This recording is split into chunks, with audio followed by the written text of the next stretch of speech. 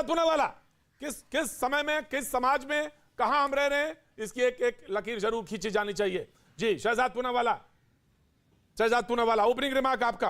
प्रतीक जी प्रतीक जी, अभी कुछ दिन पहले आप ही के शो पे मैंने बताया था कि हैरत में कैसे तालिबान ने वहाँ पे सहशिक्षा पर पाबंदी लगा दी थी। और मुझे लगता है तालिबान की जो विचारों से प्रभावित है, और तालिबान और जो ये व्यक्ति हैं उनकी सोच का स्रोत भी एक ही है, देवबंदी इस्लाम, जो कि विश्वास रखता है वहाँ भी एक तरीके के इस्लाम के उसमें।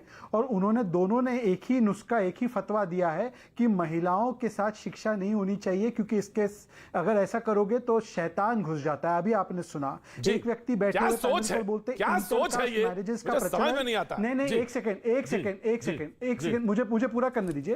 एक पैनलिस्ट ने कहा इंटरकास्ट मैरिजेस का प्रचलन बढ़ रहा है, ये बहुत गलत है। हमारे संविधान से हम चलेंगे या हम यहां पर शरिया कानून लागू करेंगे? इंटरकास्ट मतलब अंतरजातीय विवाह, ये देश में इसको आंबेडकर साहब ने बोला कि अनाइलेशन ऑफ कास्ट के लिए जरूरी है, और यहां पर बैठे कुछ लोग शरिया को संविधान के ऊपर डालेंगे। और यहां पर एक व्यक्ति बोल रहे पार्लियामेंट भी अलग कर दो। आज वो दिन था जब सुप्रीम कोर्ट में 4 महिलाएं सुप्रीम कोर्ट की जजेस आज से काम करेंगी, और ये हाईएस्ट रिप्रेजेंटेशन है। और ये दक्यानुसी सोच वाले जो 7वीं शताब्दी में ले जाना चाहते हैं, दरअसल मैं हमेशा कहता हूं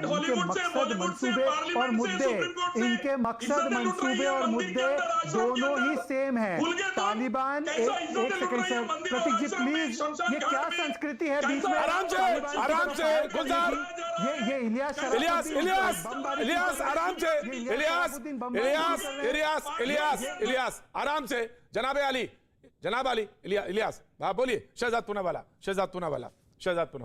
बोलिए, पूरा करिए कंप्लीट। शहजाद पूनावाला तो है तालिबान, एक तो है तालिबान बंदूक के साथ काबुल में, और दूसरा है तालिबान बिना बंदूक के साथ। पर ये दोनों ही तालिबान के चेहरे हैं, दोनों ही शरिया कायम करना चाहते हैं, दोनों ही देश में उदारवादी जो हमारी मूवमेंट है उसके खिलाफ है। जी वेरी गुड।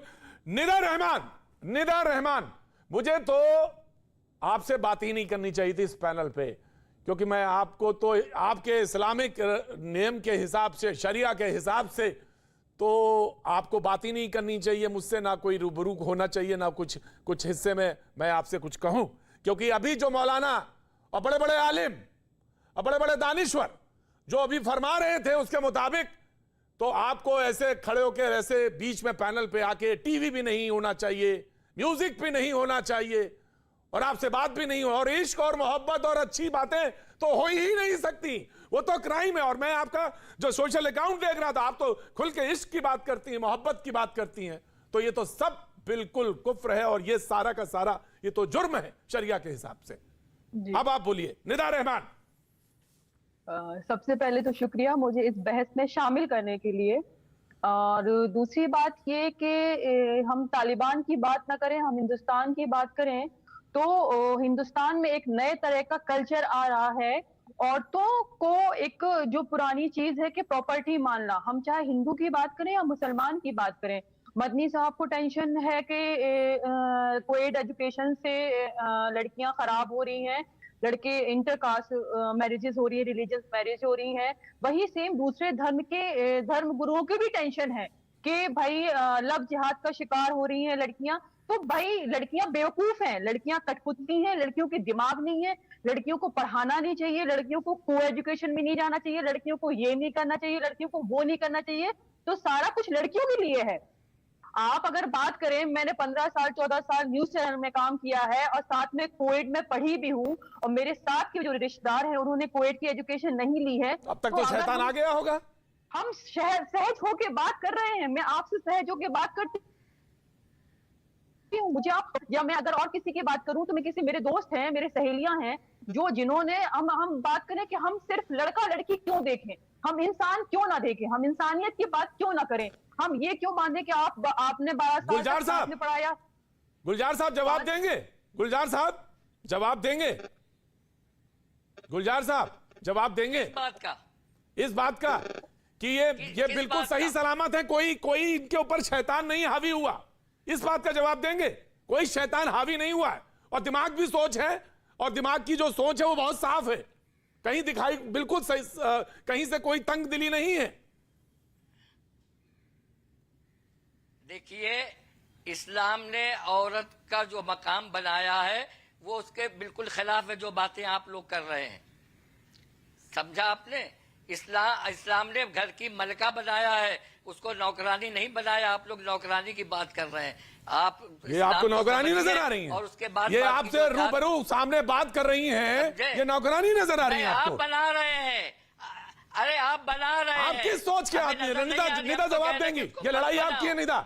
हम खड़े हैं बराबर, लेकिन जवाब आपको देना है। मत बनाओ। मैं सिर्फ एक बात कहूंगी, रहने दो, मुझे सिर्फ एक बात कहनी है मत बनाओ कि इस्लाम ठीक है, इस्लाम में बहुत हकूक दिए हैं हमको, इस्लाम में बहुत सारी चीज हुई हैं, तो हम किताबों की, जब हम मुस्लिम, हम औरतों के हक की बात करते हैं तो हम सिर्फ किताबों की बात ना करें, हम जमीनी हकीकत की बात करें। जमीनी हकीकत में कितनी लिटरेसी है लड़कियों की, हम ये बात क्यों ना करें? मुस्लिम, एक तो मुसलमान की एजुकेशन में बहुत बुरी हालत है, उसपे भी हम अगर मुस्लिम एजुकेशन पे गर्ल्स की आ जाएं तो क्या हालत है? देखिए, इस्लाम किसी पर जबरदस्ती नहीं करता। जिसको मानना है इस्लाम के कवानीन को वो माने, जिसको नहीं मानना वो नहीं माने। गुलजार आजमी इस्लाम के कवानीन को ना मानकर भले आपको गुलजार आजमी कह दे, वो मुसलमान नहीं हो सकता। जो इस्लाम के कवानीन को मानेगा वही मुसलमान होगा। और इस्लाम में औरत को पर्दे में रहने के लिए कहा है, उसको पर्दे में रहना चाहिए, हम इतना जानते हैं। मतलब आपके हिसाब से ये इस्लाम, ये तो ना तो ये इस्लाम मान रही है, और आपके हिसाब से ना तो ये मुस्लिम है। जी, ये आपका कहना है। वाह, मैं ये नहीं कह रहा, मैं ये नहीं कह रहा जी, मैं कहता हूँ इस्लाम में मानने की, इस्लाम जबरदस्ती नहीं करता। जिसको मानना है माने, जिसको नहीं मानना है नहीं माने। मैं आ रहा हूँ बस, मैं नाम चाहे तो रख ले। जी बिल्कुल। मैं लास्ट पैनलिस्ट है हमारे विनोद बंसल जी। विनोद बंसल जी, आपका ओपनिंग रिमार्क, इसके बाद बहस ओपन। विनोद बंसल। प्रतीक जी, 2-3 बड़ी इंपॉर्टेंट बात है। जिसने ये बयान दिया है वो दारुल उलूम देवबंद का शिक्षा प्रमुख है और जमातुल उलमा हिंद का अध्यक्ष है। आप इसे, उस व्यक्ति की जो डायमेंशन है वो भी आप समझ लीजिए। और ये दोनों संस्थान ऐसे हैं जो कि विश्व भर के मुसलमानों को जिहाद का, आतंकवाद का और मदरसों के माध्यम से जो कुछ जो अमानवी हो सकता है वो सबको परोसते हैं ये। और देखिए, पाकिस्तान, बांग्लादेश और अफगानिस्तान में तो ये जो तालिबानी संस्कृति जो जहां से जन्मी है, उसके मूल के केंद्र में ही ये संस्थान है।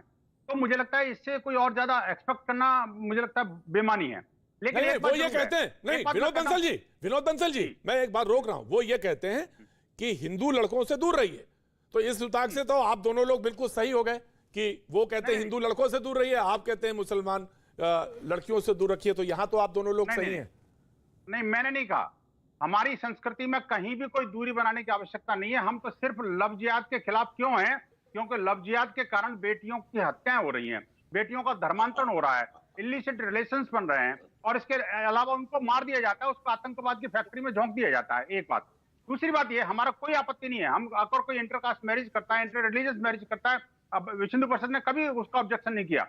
लेकिन बड़ी बात यह है कि आज भी भारत के अंदर कौन कहता है कि तालिबानी संस्कृति नहीं है, तालिबानी सोच के लोग नहीं है? ये उन्होंने पुनः स्थापित कर दिया।